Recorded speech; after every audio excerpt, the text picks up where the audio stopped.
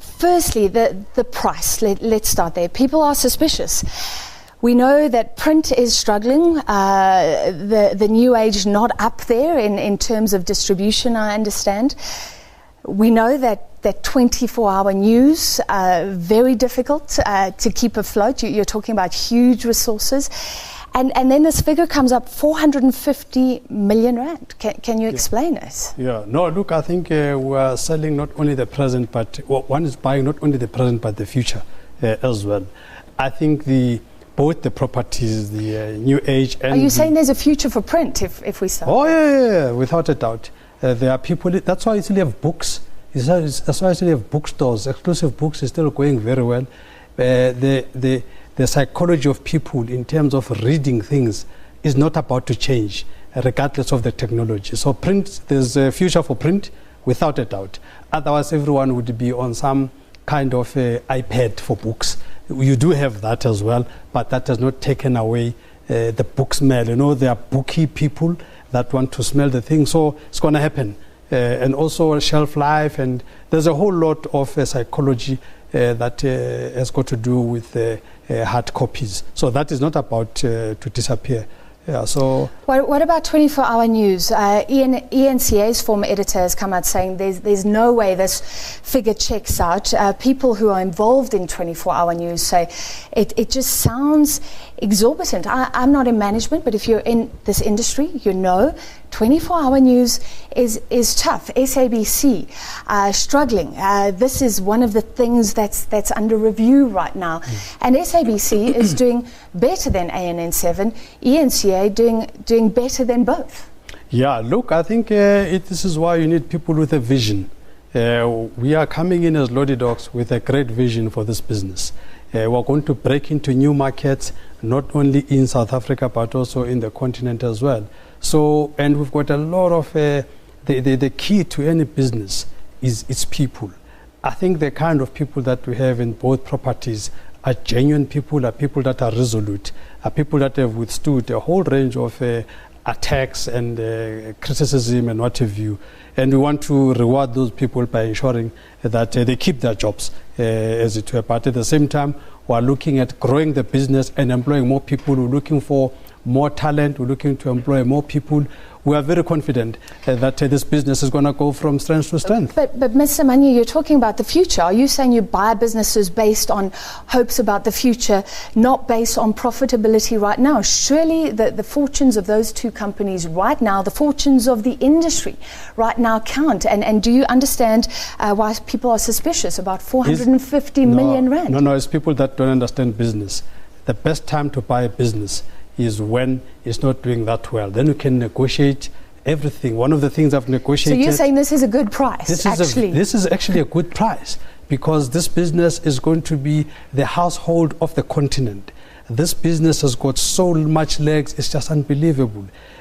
You are going to resign from SABC yourself, Francis, and come and want to join ANN7 very soon. Okay. This is going to be the place where everyone is going to want to be. We're going to get the best technology in the world to make sure that the fourth industrial revolution on media is actually happening right there on that stable. So indeed, new thinking, out of the box thinking, all of that is going to be happening there. Mr. Manyi, right now, a lot of journalists would say they would not like to be associated with this brand that has become very controversial. It's been called a Gupta propaganda machine. It is seen, at the very least, as highly, highly subjective. So you're saying those organizations are going to become a powerhouse? What is going to happen? You know, I'm making a public invitation to a whole range of people. I'm inviting Rupert. Journalists want to be seen as objective, as fair. Listen to me. I'm inviting Rupert himself to come and be on the station to have his side of the story. You name them. I'm inviting them to be in there. This station is going to be the epitome of what media should be. It's going to be the epitome of what the press code has always been asking for. This media group is going to ensure that the issue of people having to write all kinds of on-record corrections and stuff like that is a thing of the past. Ethics credibility and integrity is going to be second nature in this group. Are you a Gupta family supporter? Would you say that? I am a supporter of the Constitution of South Africa, and the Constitution of South Africa is very clear that issues of guilt and whatever, it's very clear that people must be presumed innocent until proven guilty.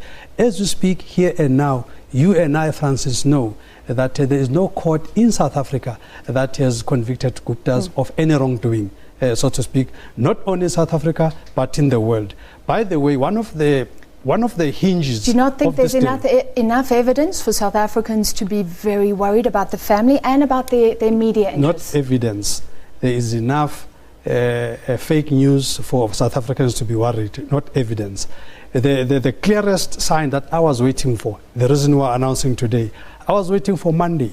Today, I was waiting for Friday to hear what the court says about the so-called 72 suspicious transactions. As we sit here and now, with all what was thought to be evidence submitted to our independent judiciary, what has happened? Judiciary, the first thing, they kicked out that fake report, and the next thing, Pravin was dismissed with costs and all that, and there's Guptas are smelling roses. So I'm sitting here now, I am very confident that I'm not dealing with outlaws. The court affirmed that ministers cannot get involved in shutting bank accounts and things like that. So would you not agree Gordon basically got what he wanted? No, he didn't. You see, what Gordon did there, we must be very clear. Can I ask you, let's not go down this rabbit hole, because we're so interested in the media. No, that's fine. So I accepted, I also went there. But his declaratory order was declined. Sure. So, okay, let's move it away from the Guptas. Yeah. You are seen as being a supporter of President Jacob Zuma, as clearly in one firm camp in the ANC right now. If you look at your Twitter account, recent tweets, you're defending ANC decisions to go after Derek Hanekom, for example. Are you saying now, despite that stance, that very clear public stance, despite everybody knowing where you stand, you can be in charge of a very credible, very objective media house going forward? Is that what you're saying? Let me make this clear. Deputy President Cyril Ramaphosa, public invitation right here to say, come to ANN7, let's hear what you have in store for South Africa if you become the president. I'm inviting Cyril Ramaphosa publicly now, so he must follow up with his people whether he's taking the invitation. I'm inviting everyone. I'm inviting Lindwe Sisulu, all others that are deemed not to be in my so-called camp. In the African National Congress, I believe in a democracy. President Zuma is duly elected. I make no apology for being supportive of him. I am indeed, because he was elected democratically, not only by the ANC branches, but also by South Africa. I make no apologies for that. But this outfit is not a sectarian outfit. It's an outfit for everyone. So everyone is invited to come. I have no faction that I'm supporting in terms of this business. This is a business that must serve the total interest of South Africans. So everyone is invited. Okay, so that's something that will play out in the future. Yeah. Right now, the price is an issue. If we can go back, this is a vendor financing agreement, yes, which means that the Guptas, in fact, will give you the money to buy both these organizations. Can you confirm? The word give is incorrect. They will loan. Okay. Fundamental difference. I sit here now, I'm the poorest man. Are you good for 450 million rand, and how will you pay that back? Yes, so, in fact, I'm hoping to pay it within 5 years, by the way. That's a commitment I've made to them. Within 5 years, I should have paid this thing back. By the way, this did not come easy from my side. I have tried to borrow money from IDC. This must be on record. For 300 million to buy into a business in a listed entity.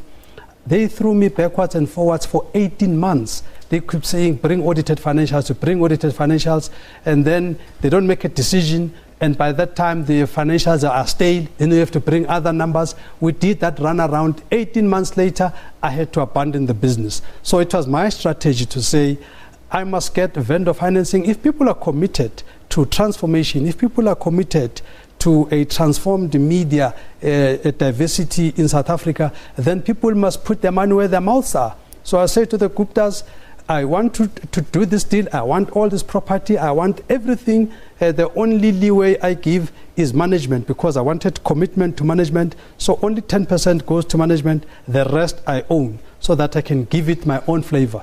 People are concerned that the Guptas are financing this deal. You are saying you will pay back. Right now, they're financing the deal. Are they not going to be involved still? You are seen to be close to the family. Save SA saying this is fronting. What do you say to that? Fronting is a crime. You see, this is, there you go again with South Africans. You see, fronting is a crime, punishable 10 years in jail. I've been very involved with the drafting of the BE codes and the rules and regulations around that. So why would I be the first one to go and commit a crime? So if somebody is saying I'm fronting, that person is accusing me of committing a criminal offense. And these days, I do not take accusations lightly. People making stupid accusations like that, I'll take them to court. So you're saying that the Guptas will not be involved. You're going to be your own man when it comes to editorial policy, when it comes to managing these companies. I'm the owner, I'm not the editor. So I'm looking at business development. Correct, management. The management is going to run with this thing. I'm not going to be micromanaging people, but I'll be growing the business. I'll be going around, I'll knock on doors. I'm going to come to government and knock and say, government, here's a black-owned entity, support.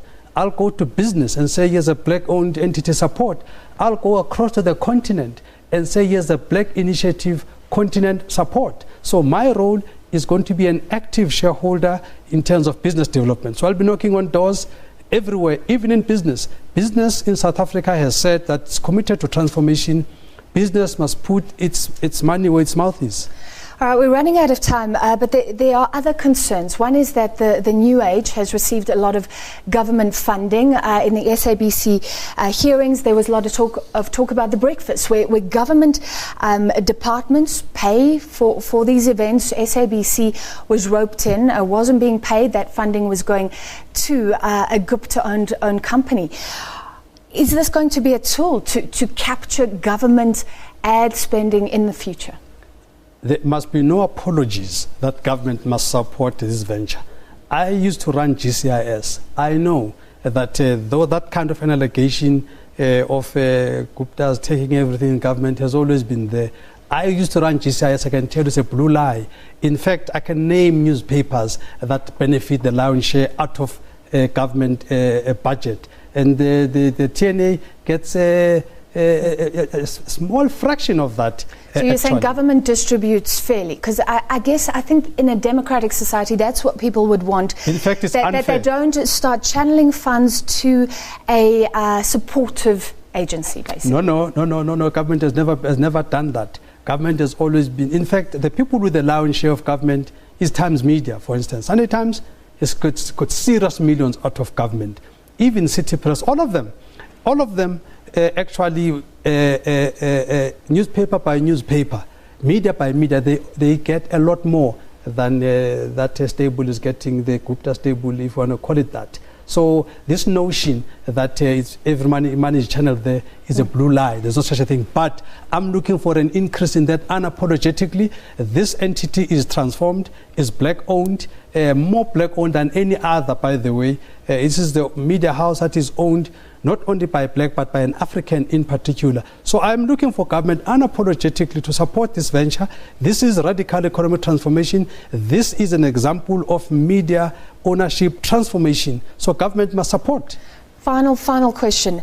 For people who are saying that the numbers don't add up, that there's something very fishy about this, would you be willing to give them the figures, to show your repayment plans, to show your future projections? Will you be open and play open cards in future about advertising revenue, etc.? You know what you're reminding me? There used to be a speak in the township to say, when you see, as you see a swart man met a groot kar wat sien jy? And the answer is, you seen a dief.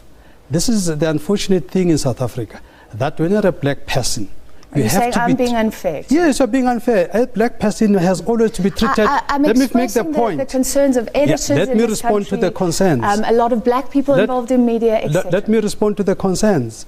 it is unfortunate in South Africa that when a black person does everything, he has to be treated with suspicion.